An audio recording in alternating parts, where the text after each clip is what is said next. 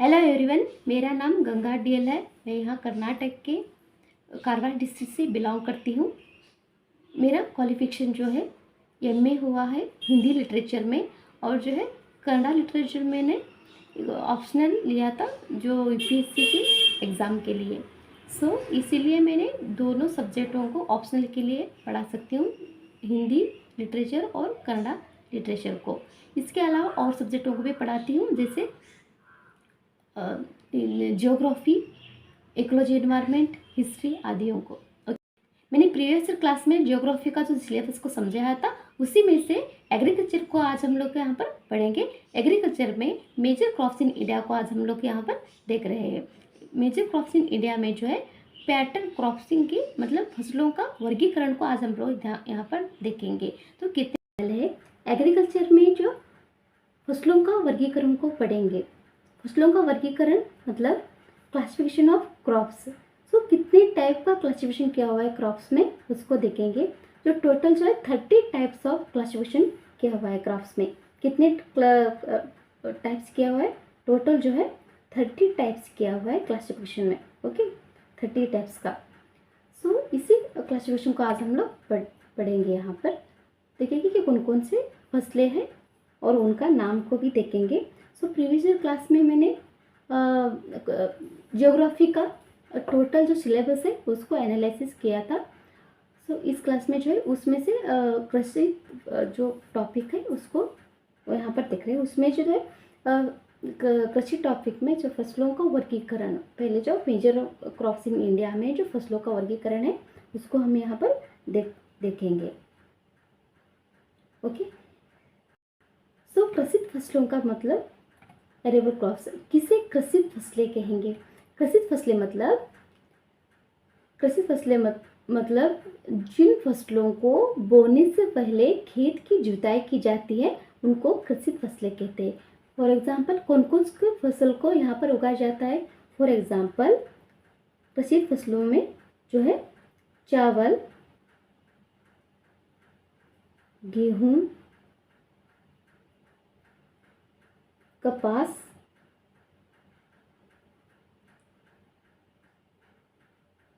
मक्का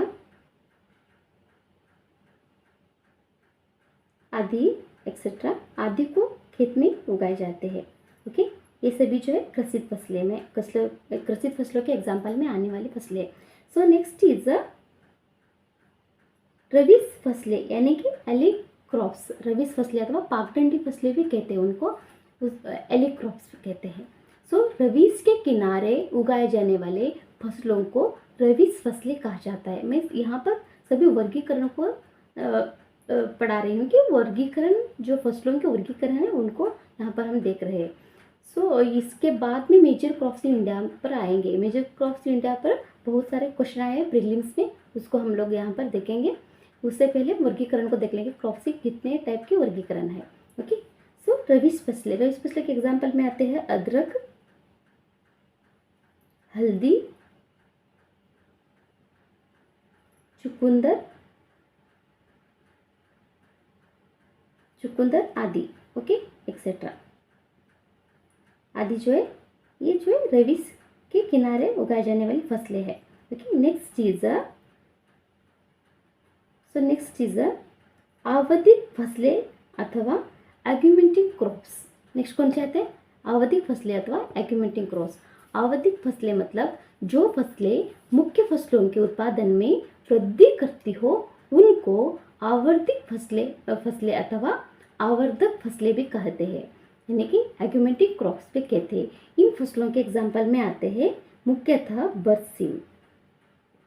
बरसीम जो है इन फसलों में के एग्जाम्पल में आने वाले फसलें हैं। बरसीम के अलावा चीनी, बंद गोभी और सरसों, ये भी जो है चीनी, बंद गोभी,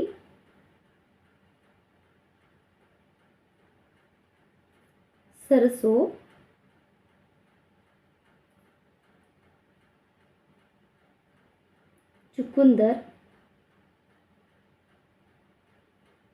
चुकंदर ये सभी जो है इन मतलब आवधिक फसलों के एग्जाम्पल में आने वाले फसलें हैं। ओके, नेक्स्ट इज मार गया रास्ता फसले, मार गया रास्ता फसले।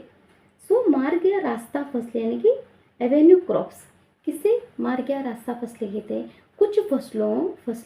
कुछ फसलें जो है खेतों के मार्गों के किनारे उगाई जाती है, इनको मार गया रास्ता फसलें कहते हैं। मतलब खेत के किनारे, मतलब उनके मार्ग में लगाए जाने वाली फसलों को मार गया रास्ता फसलें कहते हैं। फॉर एग्जाम्पल, किन फसलों को खेत के रास्ते में उगाए जाते हैं? For example, arhar,